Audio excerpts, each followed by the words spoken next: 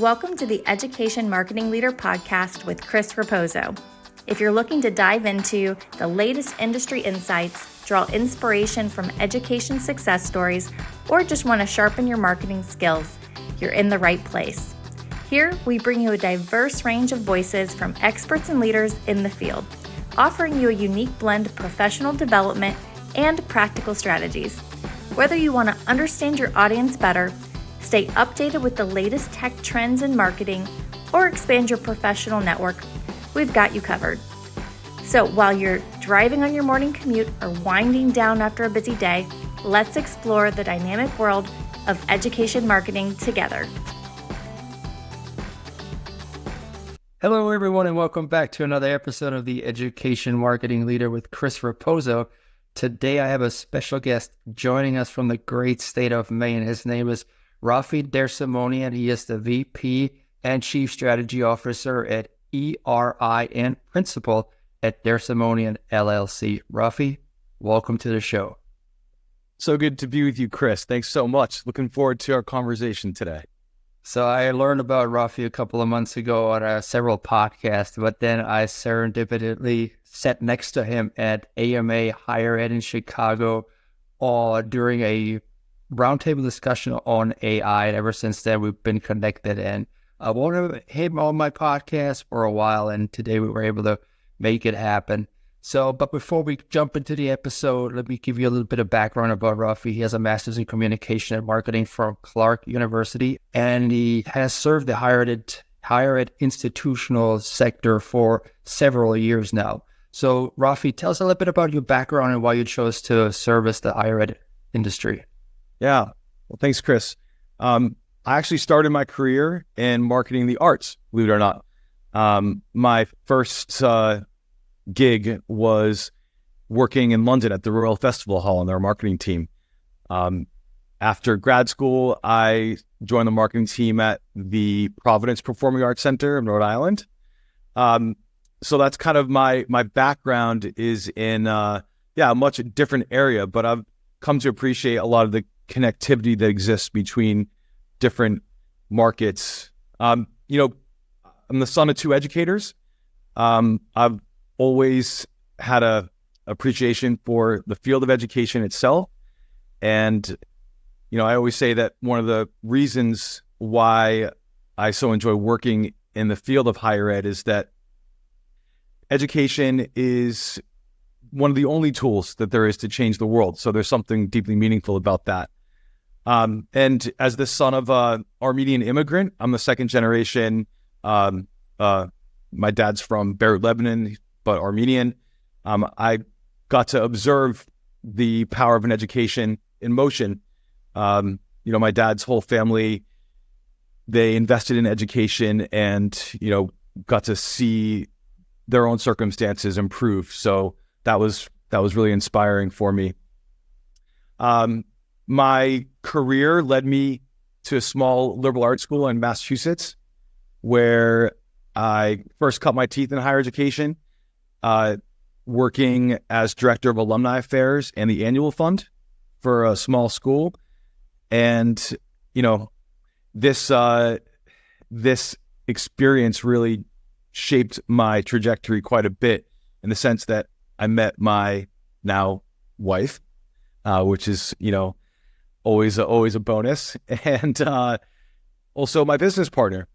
During that time, we led the school through a website redesign. And after the process, basically, I looked at my now business partner who was assisting me with the initiative at that time. And we said, you know what, we could do this. And we could do this with more and make it a more pleasant experience and a more positive experience. So that's kind of the formation. That's my pathway to higher education. That's awesome. So you did a website redesign for your alma mater? It actually wasn't my alma mater.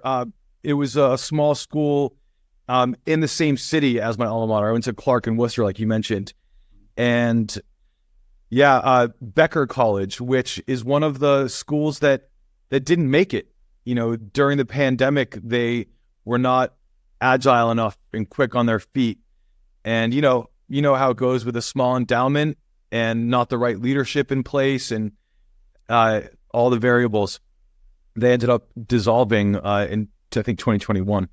But yeah, that's a sad truth these days, especially with the enrollment stuff coming up. So all the more important to make sure that your website is up to par, because it is your number one sales tool in higher education for prospective students and donors alike. So you talked about the power of education. You teach AI and how colleges and universities can utilize it with a limited staff to still bring forth the wonderful things that they're doing on campus, on their website.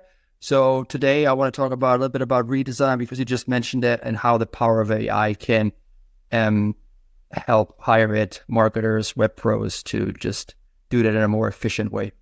So to kick things off, let's just start at the basic. Could you walk us through the fundamental steps of conducting a strategic discovery process on how to do and move forward on a redesign? Sure. Yeah. So over the years, we've really been refining and honing our strategic discovery process. I think the best way to summarize our process is asking the right questions and listening carefully. I will walk through the actual steps that we've established, but as it relates to tying in AI, I think this will be a theme of our conversation today, is that there is no silver bullet with AI when it comes to doing this. It still requires a lot of human output and eyeball-to-eyeball connection and conversations. I think, we'll dive into this more, but I think AI has a really interesting role to play when it comes to being a tool in these, micro segments of the process. But our process consists, we kick off with the discovery, where we basically set the table. We'll identify all the key inputs, who the stakeholders are, what are the institutional priorities that we're looking to accomplish through the redesign. This is typically with the key stakeholders from the institution who are driving the initiative. From there, we move on to our external communications assessment. And we refer to this as our reading days. I don't know if you remember back in school before finals, you had reading days. But in this section, we really immerse ourselves in getting smart as quickly as we can on all the external positioning. We'll look at things like the strategic plan, the mission, vision, core values, all earned media, the style guide. We'll look at paid ads, Google Analytics. Our goal here is to develop a 360-degree understanding of the institution, who they are, what sets them apart. This step is really important because it puts us in a better position to conduct conversations with stakeholders on campus. Now, on a personal note, this is my favorite part of the process. And I just really love getting to know an institution, getting to know the key players, and finding out what sets them apart. A lot of our discovery conversations are oriented towards that one simple question. What delineates this institution?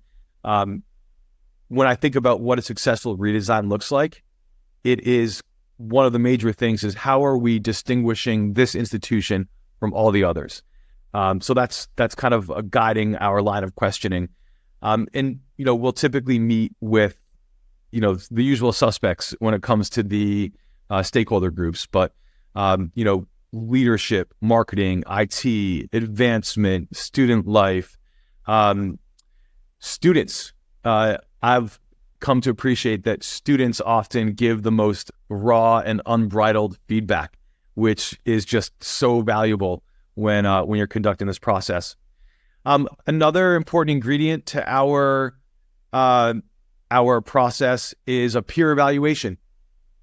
Our peer evaluation typically will look at maybe 6 or 8 institutions And we'll look at a range of variables, one being, what schools are they crossing apps with? What are some of the more kind of direct competitors or peers?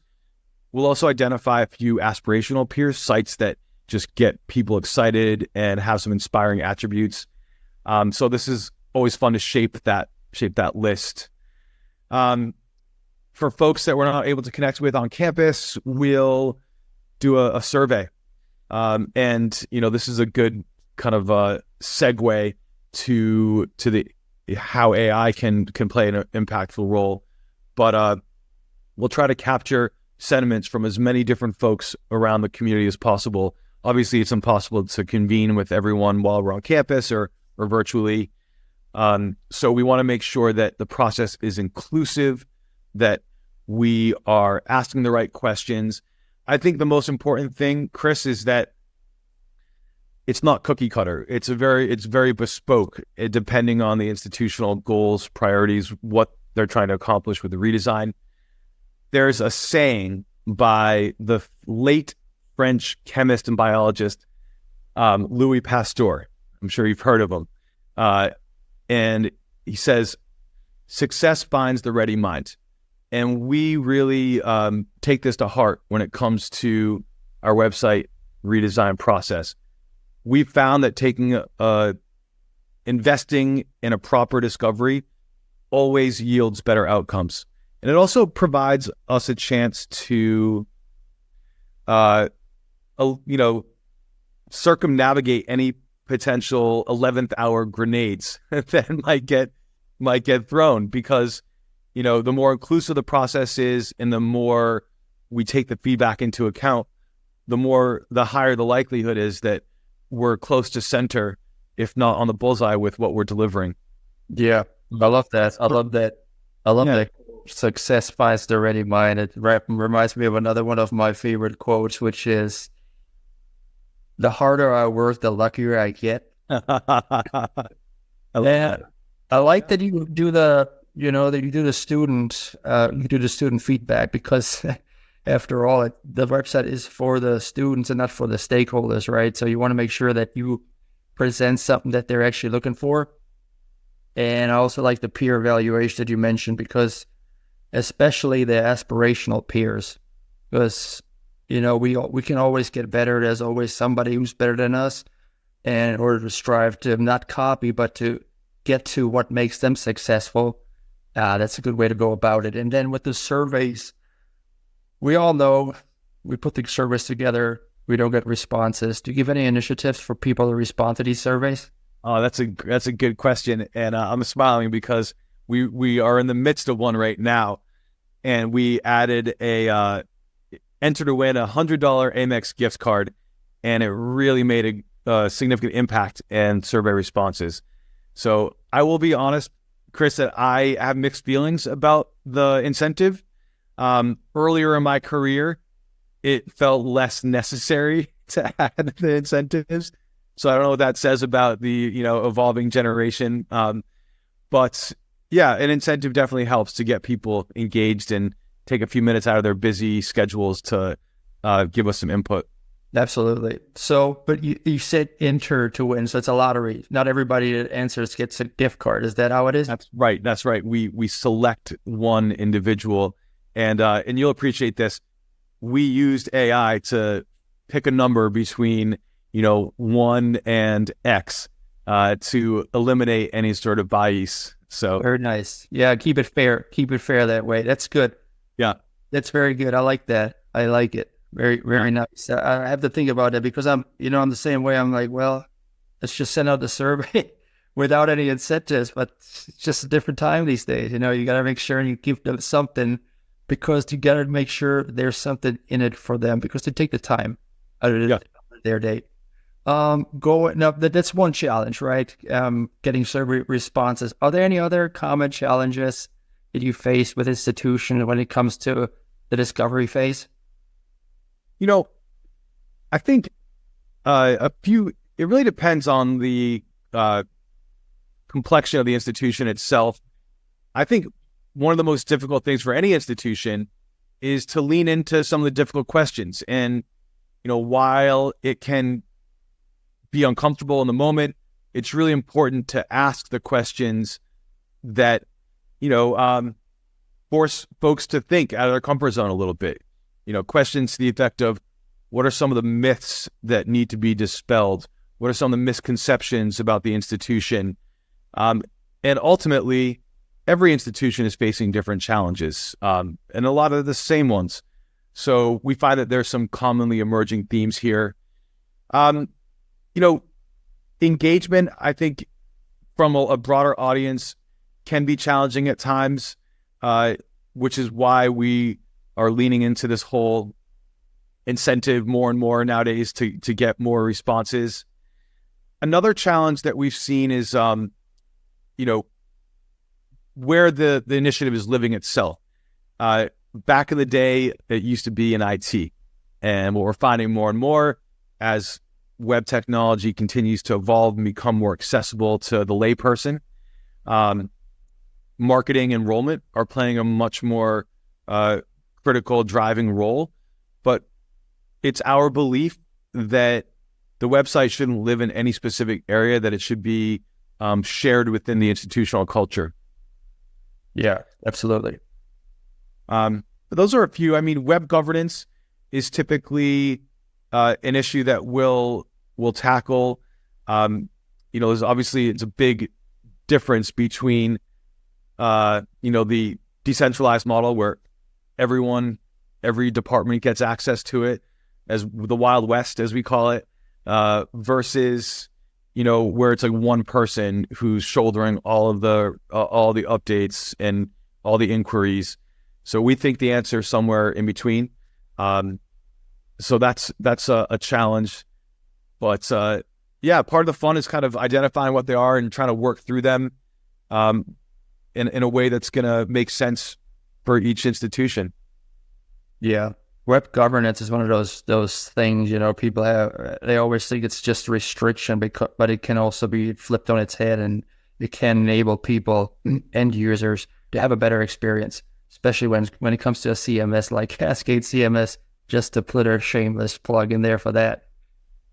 But we've been talking about AI for a little bit. How do you use AI to enhance the strategic discovery process? Are there certain tools?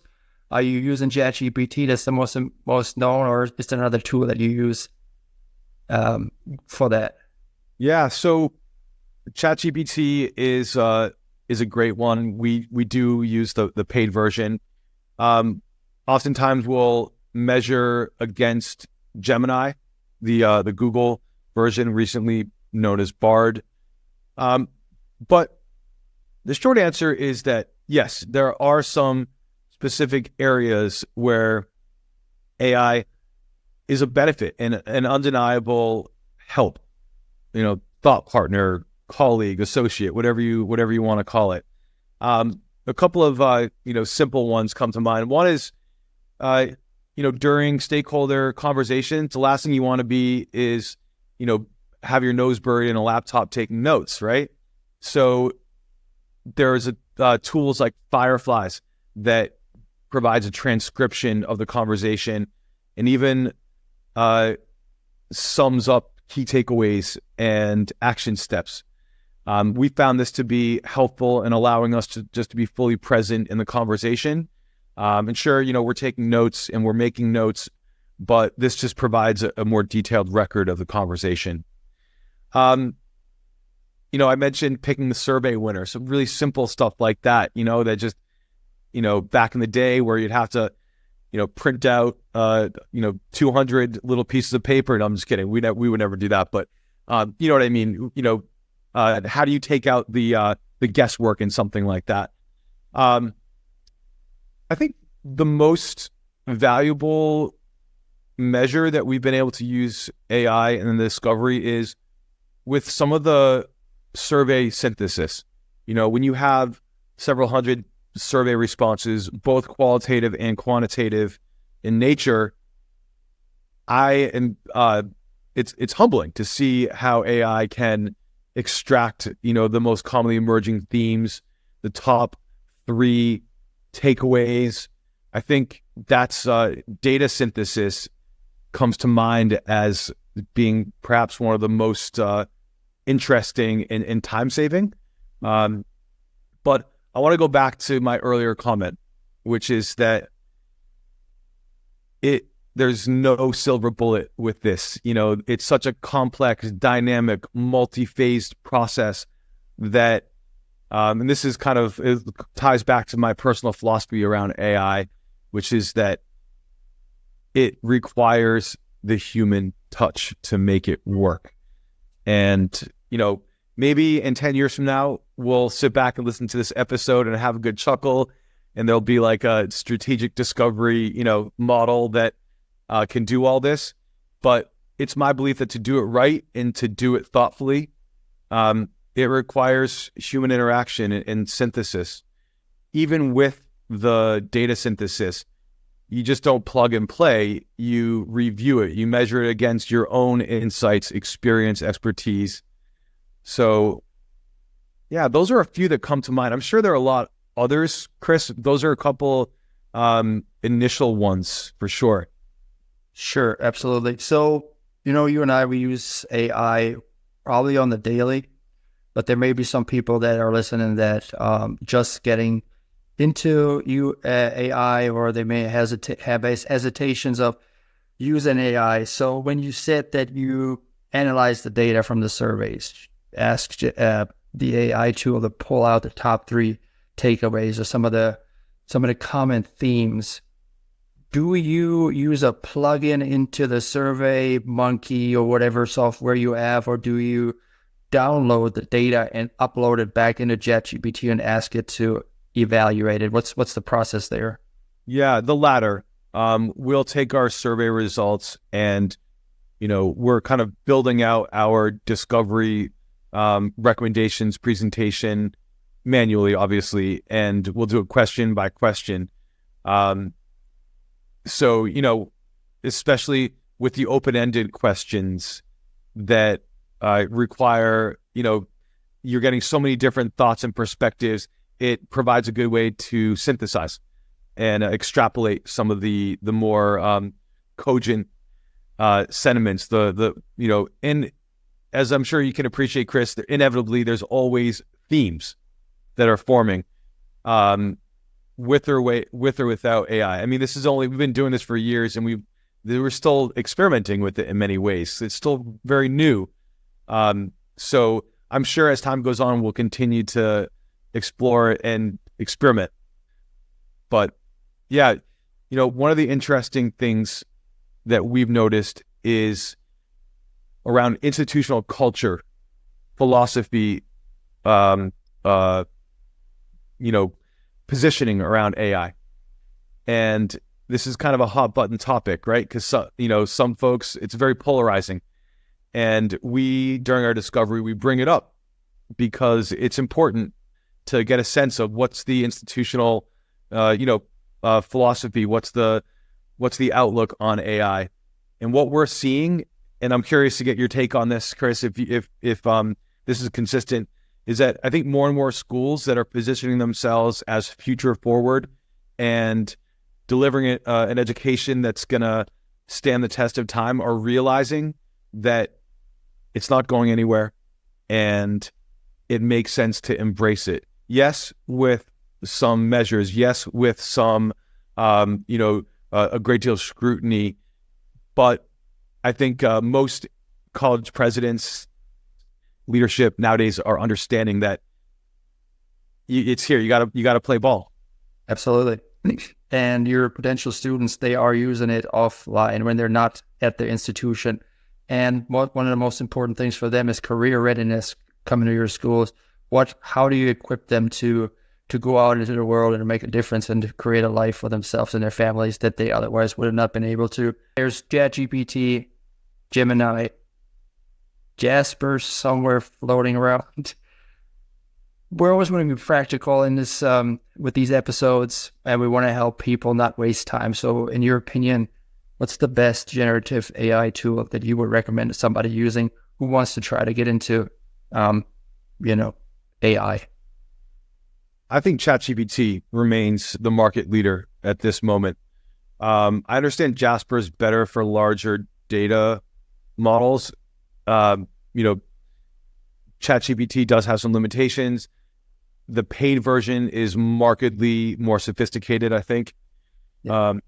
It's interesting to compare the same question with Gemini and to kind of extrapolate some of the key, what is most resonant, what feels, most in line. But I think ChatGPT, they were the first at the game, and I think they're still doing a great job. That could change very quickly. I know Gemini's improved a lot. What's your take on that, Chris? Yeah, definitely. I do the same thing. I compare ChatGPT and Gemini next to each other. For the simple things, I feel like they're almost identical with their responses, just a little bit of a different take. But I pay for the ChatGPT version, so I'm more leaning towards ChatGPT. And so that's my go-to. I like this is the other thing. ChatGPT paid version, you can upload documents into the tool. With the free version, you're not able to do that yet, so you have to kind of copy paste and throw it all in there. But it's really nice to evaluate big, large spreadsheets, put it into ChatGPT, have it pull out the relevant data that's most relevant to you. So I go with ChatGPT as well on that one. Yep. Yeah, there's a ton of other ones that I haven't experimented with. And if there's one thing we know for sure is that the AI marketplace is just there's gonna be new winners and losers as time marches on here. But I think ChatGPT and Gemini, I think they have a permanent seat at the table, but we'll see. Agreed. And I think that during this time, you want to at least familiarize yourself with all the tools that are coming out, go to the industry leaders, and don't spend too much time on some that may go away, which we don't know who those are, but we don't want to waste any time. But let's look at content strategy a little bit. How can AI tools help craft content that resonates with a diverse student body? Because right now we have something called the demographic enrollment cliff coming up, and there will be a shift in demographics, and some schools may have to change their messaging to appeal to a traditionally underserved student demographic. How can ChatGPT help with that? Maybe the persona building. Yeah, that's a big one. I think that's one of the areas where generative AI, I think, can make the biggest impact when it comes to establishing a website strategy. Also accessibility is a big one. And, we've been experimenting with some really neat tools. We have been recommending an AI-powered tool that automatically generates alt text on all images. So that's a huge time saver for anyone that's ever gone through and manually identified what an image is. Those folks especially appreciate this. And I should mention that even that, it requires human oversight because it's good. It's better than good. It's amazing, but it's still, it's not perfect. And just another example of that balance between, time-saving, efficiency-related measures and the human eye. I think persona building is a good one. I think, providing content personalization is a big one. This is something that, students, it's our belief that students are ultimately looking to see themselves when they are exploring a website. So making sure that the content feels authentic and right, without being all over the place and, while maintaining consistency. A big one that we definitely are testing out is SEO forwardness. So, for example, what keywords should the H1 and H2 headline and subheadline have to ensure optimal discoverability. Yeah. This is a really big one. And again, it's more of a backboard. It's not like we're using it to say, all right, help me, write this copy for this page. It's a backboard to bounce it off against. And I think it's a huge mistake for folks to just use it, cut, paste, and publish. I think it requires more nuance than that. But it's definitely interesting how you can, personalize with institutional voice, tone, core values, key messages. Any institution that has an established messaging platform, they're in a position of strength when it comes to leveraging AI. But again, I know that there's still some recalcitrance towards that from a lot of folks. So we try to, we're aware of that. We try to use it in a measured way. It's not the answer. It's part of the answer. Yeah, for sure. You mentioned a very important topic. It's accessibility when it comes to your website. One of the hacks that I use SEMrush to make sure our website health is up to par. And recently I went through, some of the missing metadata, some of the missing alt text. And what I've done with some of the pictures that I had, instead of trying to figure out, okay, what's on this picture, type it all out, I went to ChatGPT. I uploaded a picture in a ChatGPT and asked it to create alt text for me on the image to make it as accessible as possible. And it was perfect, nice description. I didn't have to write it out. I reviewed it, seemed fine to me, put it into the alt text field, and went on my way to increase my website health that way. It saves a lot of time, It really does. It really does. Yeah, we use Ahrefs. It's a similar tool. And, that it takes the guesswork out of it, tells you with precision where the, missing links, 404 errors exist. So that is a huge help when it comes to maintaining a site that's fully functioning and optimized. And I'm sure there's going to be, new tools that are going to be introduced soon too. We're, doing our best to keep up with all these new tools. We have a few that we've been leaning into, but I know that there's a lot more out there. And it's something that I'm personally really excited about, Chris, to find out intelligent ways that we can harness AI for the betterment of the work that we're delivering to these institutions. I know that there is so much capability out there, and it feels like we're only scratching the surface, even though we're probably a little bit maybe further along than the average folks. Yeah, I like the saying you touched something on earlier about change management and how there may be there's some camps that are pro AI, there are some camps that are against AI, and the marketer right now is, a lot of the marketers are in charge of the websites at higher ed institutions, and they're probably in AI. They experiment with it. They become some sort of an expert, if you want to call it that. But I like the biblical saying, a prophet is not without honor except in his hometown.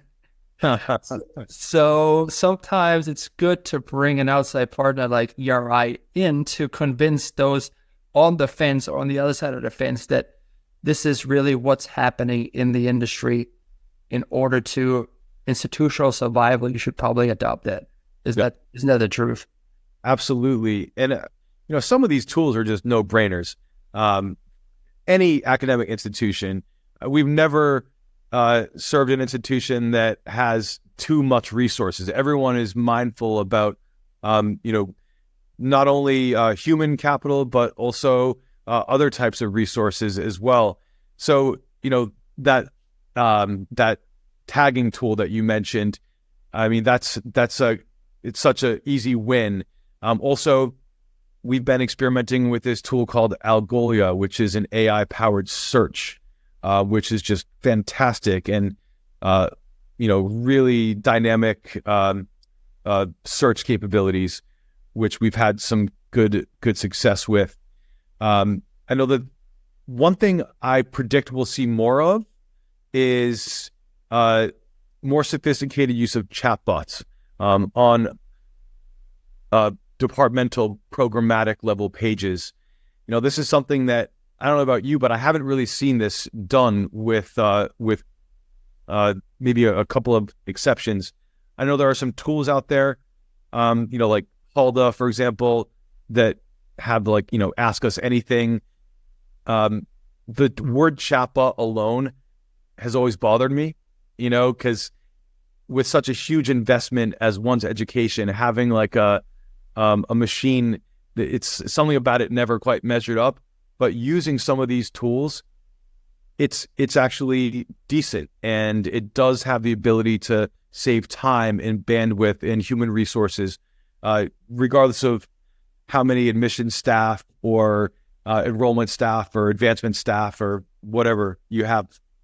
Yeah, I agree. And the good thing about these chatbots is, as much as I hate to use them, after hours, like at 11 o'clock at night, there's not going to be anybody there to answer my question. If I need an answer to my question at that particular time, it's really helpful to have an AI-powered chatbot to give me the answer right then and there, instead of me having to wait.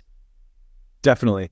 Yeah. What I want to do is try it on departmental pages. So, take the FAQs on a, biology page, for example, and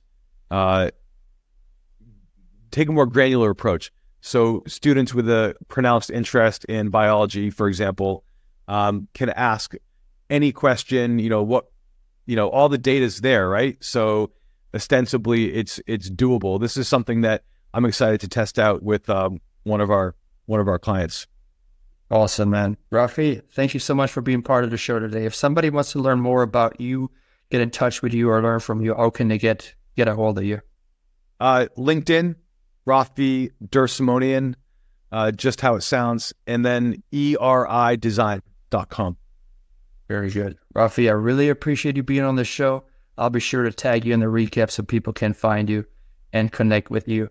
And one more plug, I did not mention this before. Raffi is also a musician, so go on YouTube, type in the name, listen to the beautiful sound coming out of Maine. Chris, thank you so much. Such a pleasure, and really enjoyed chatting with you today. Awesome. Thank you, buddy. See you soon. Hey, thanks so much for tuning into the show today. If you enjoyed it, don't keep it to yourself. Share with your friends in your network. And if you have a moment, I would really appreciate a review of the podcast. That'll help other people find the show as well. Tune in every Thursday morning at 8 a.m. when I release another episode. Take care now. Have a good one, friends.